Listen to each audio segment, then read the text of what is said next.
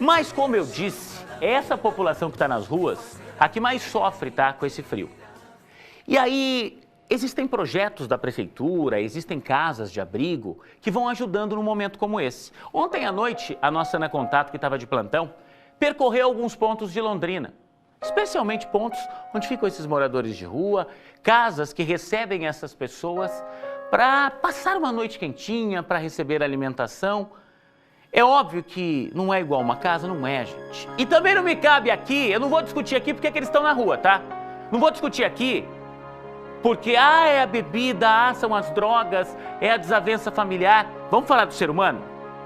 É um ser humano como eu e como você. Eu passei frio na minha casa, mesmo debaixo de 2 ou 3 cobertores. Imagina quem está nas ruas. O frio foi de cortar essa madrugada. E hoje, a previsão é que essas temperaturas caiam ainda mais. Vamos acompanhar um pouco desse trabalho? Na sequência eu vou conversar com a secretária Jaqueline Micali, secretária de Assistência Social, para entender um pouco desse atendimento, que passa pelo poder público, mas passa muito também pela ajuda de voluntários. 1h08, enche a tela do balanço.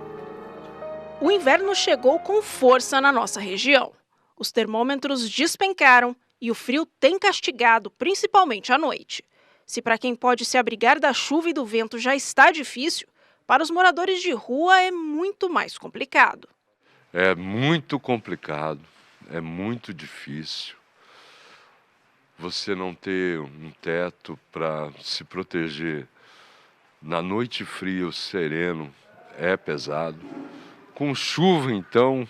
Graças ao programa Noite Fria, os moradores de rua de Londrina têm lugar para se abrigar. Nessa casa que fica na zona oeste da cidade, tem banheiro com produtos de higiene e chuveiro elétrico para tomar um banho quente, jantar caprichado servido à vontade, cama com cobertor e agasalho. A gente tem o poder público, mas sem uma instituição dessa eu estaria na rua nessa época, né? Esse espaço tem capacidade para atender 36 homens por dia. Eles podem chegar às 7 da noite e têm que ir embora às 7 da manhã. A casa é mantida graças a uma verba da prefeitura, mas esse dinheiro não é suficiente para todos os gastos, principalmente com roupas. Nós precisamos muito da doação de agasalhos, né, roupas masculinas, né, então você que pode colaborar aí com roupa masculina, pode estar trazendo aqui para nós em nosso endereço ou está ligando na instituição que o pessoal vai até a residência da pessoa para estar buscando essas doações. Tudo que chega de doação já é repassado aos necessitados. Boa parte dos homens atendidos aqui não tem mais que uma troca de roupa e alguns andam descalços no chão gelado. É graças ao trabalho de casas como essa que os moradores de rua conseguem aquecer o corpo e o coração. Se não chegar das pessoas que têm bom coração e têm condições de doar para a instituição, não chega até nós, né?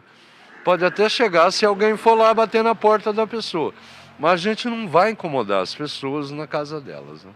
Então a gente depende dessa instituição para que a gente tenha conforto, né, de se vestir, né, comer, né, ter um bom local igual esse, né? Eu dou graças a Deus ao pastor que fundou isso aqui, criou isso aqui, a coordenação, a toda a estrutura de funcionários, né, que nos tratam muito bem. Se você puder ajudar o Lar MMA, que também sobrevive, tá, de doações, ele fica na Elísio Turino, 450 no Sabará. O telefone que está aparecendo aí é o telefone para você doar alimento, porque eles fornecem lá o café, o jantar. De repente, se você puder doar cobertores, se você puder doar material de limpeza que é usado lá também, 3337-7586, tá? 3337-7586, repito, Lar MMA fica ali na Elísio Turino, 450, 1h11. Estou recebendo aqui nos nossos estúdios a secretária municipal de Assistência Social, Jaqueline Micali. Secretária, a gente tem uma população de rua aqui enorme. É até difícil calcular exatamente, mas a gente está calculando em cerca de 1.000 pessoas, de acordo com levantamentos da prefeitura.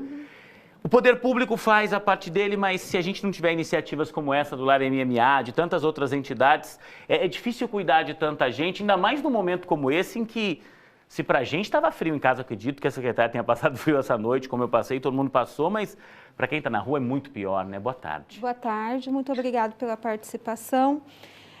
O MMA, como Morada de Deus ou outras instituições, elas fazem parte das OSCs e ela só funciona por um chamamento público. Então, aquilo que nós vimos na reportagem acontece através de um chamamento público da Prefeitura de Londrina, através da Secretaria de Assistência Social, que repassa um recurso mensal. Daí nós temos diferenças daquilo que acontece anualmente, porque o acolhimento ele funciona 12 meses por ano, e quando chega o frio, tem a operação Noite Fria. Nesse período agora, aquele morador de rua que às vezes não queria nem conversa, que não aceitava ser acolhido numa casa dessas, ele muda de opinião, né? Sim, então daí nós temos um aditivo ou um chamamento público e a instituição recebe a mais para fazer esse serviço. Então a alimentação, os funcionários, tudo é pago pelo poder público. O que ocorre? Uma roupa que o morador de rua chega e ele tem que tomar banho. Isso o poder público não tem como prever numa licitação, por exemplo. Então, são essas coisas, o colchão, a cama, muitas vezes que a instituição daí precisa realmente o que puder ser doado ajuda nesse trabalho, né? Isso, mas é um serviço de uma política pública.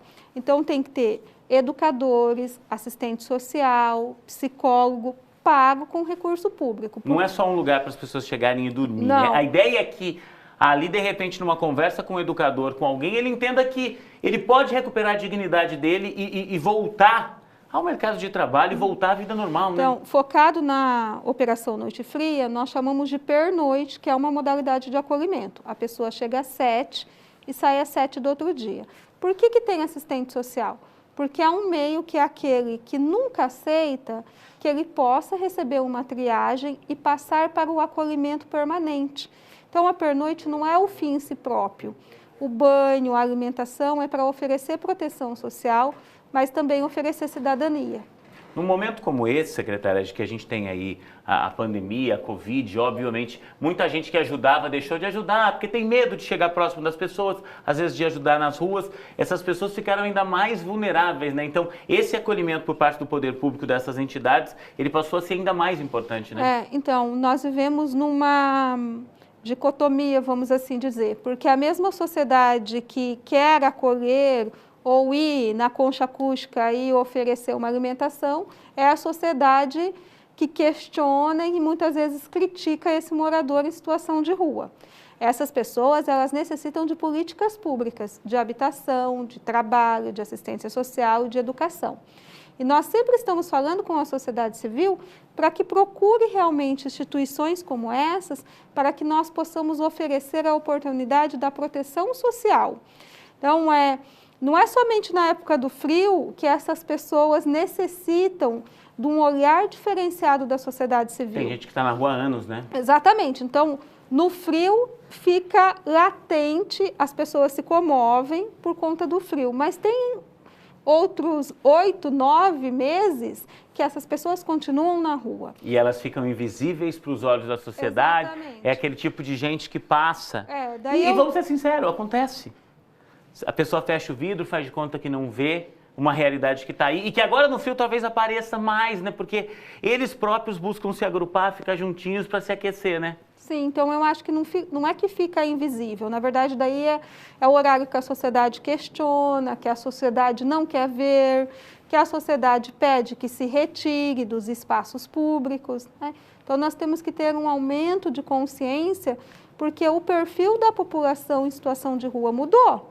Hoje nós temos empresários, nós temos estudantes, nós temos funcionários públicos que estão na rua devido à saúde mental ou devido ao uso abusivo de substância. Tudo isso tem que ser levado em conta. A gente não está falando mais só de gente que está na rua por pobreza. Existem várias outras situações, né? Na última pesquisa que nós fizemos o ano passado nos acolhimentos, aquilo que estava mais atingindo era a questão dos vínculos familiares. Então, eu tenho uma condição, eu já uso uma substância, um álcool, e meus vínculos vão ficando fragilizados e isso me leva à rua. Então, hoje, isso é muito presente e que pode atingir qualquer um de nós. Então, é muito bom que a gente tenha uma consciência de políticas públicas, Com certeza. o que são políticas públicas, e que essas pessoas, elas necessitam, sim, hoje, da caridade, mas elas necessitam muito mais de políticas públicas fortes. Para pensar num futuro. Exatamente. Você falou de caridade, você falou de alimentação. A gente vai mostrar daqui a pouco uma reportagem que a gente fez com o seu Gervásio, que há 21 anos, gente, tem o projeto Sopão Solidário. Põe as imagens para mim aí. Ele distribui essa sopa justamente ali na Concha. Agora não é mais sopa, tá? O projeto continua chamando Sopão Solidário, só que o Gervásio agora ele está entregando comida porque ele se viu obrigado a colocar nessas marmitas. Antigamente ele levava aquele panelão, servia na hora lá. Esse tipo de iniciativa a gente vai mostrar daqui a pouco. É importante que você ajude também, se tiver um grupo no seu bairro que faz isso, ajude, auxilie, faça doação de alimentos. Ah, Juliana, mas é uma marmita, isso não vai mudar a realidade. Mas naquele momento muda. E no momento que você está com fome, receber um prato de comida é algo muito importante e isso é aquilo que a gente estava falando, né, Jaqueline? É a sociedade tentar ajudar nesse momento, com a caridade, que é importante, no frio, ao longo do ano inteiro, mas pensando nesse lado de que a política pública, que vai acolher essas pessoas depois, faça com que elas almejem ou pelo menos enxerguem um futuro, né? Exatamente. Então, seu Gervásio, entre em contato conosco, porque faz muito tempo que nós queremos entrar em contato com ele, porque a Concha é um lugar de permanência, mas também um local de tráfico de drogas. Então, nós temos que pensar até que ponto que somente essa doação, sem a presença do poder público, sem a abordagem social, ela não favorece a desproteção social. Então, nós temos que fazer... É que em alguns momentos também, Jaqueline, eu entendo a sua preocupação, mas em alguns momentos também, essas pessoas se veem naquela situação e da mesma forma que a gente está pregando aqui que não se deve julgar o morador porque ele está na rua, eu acho que para a pessoa que vai ali, entregar essa comida, se ele entregou para um usuário de droga ou para um morador de rua, eu sei que a intenção dele é ajudar quem está na rua. Eu acho que para ele é mais ajudar, né? Acho que a sensação de poder estar ajudando, talvez essa parceria com o poder público ajude muito, mas olha, acho que sem esse terceiro setor, sem essas pessoas que fazem isso de coração, ficaria tão mais difícil, acho que até para o poder público, né? Eu sempre sou da linha da conscientização, né? Então, que a comida, que o banho, eles sejam um meio e não um fim. Porque também temos as pessoas ao redor, por exemplo, da Concha, que cobra do poder público que ele atue para que aquelas pessoas não fiquem naquela situação de desproteção social. Mas ali na Concha, o poder público vai para tentar buscar essas pessoas direto? Fazemos abordagem quase diariamente. Tá.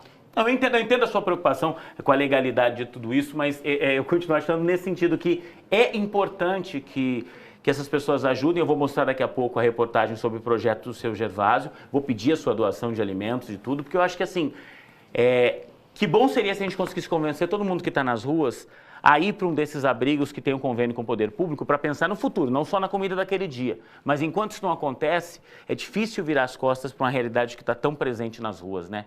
E a gente vai falar muito disso aqui nesse período de frio. Eu queria deixar o programa à disposição, secretária, para qualquer campanha que for feita aqui, de arrecadação de alimentos, de agasalhos, para qualquer iniciativa. A gente está aqui para prestar serviço. Eu queria muito agradecer a presença da senhora hoje aqui. Eu que agradeço. Nós temos o MMA, que tem uma república onde mulheres que estavam em condições de rua, hoje está numa república caminhando para a vida independente.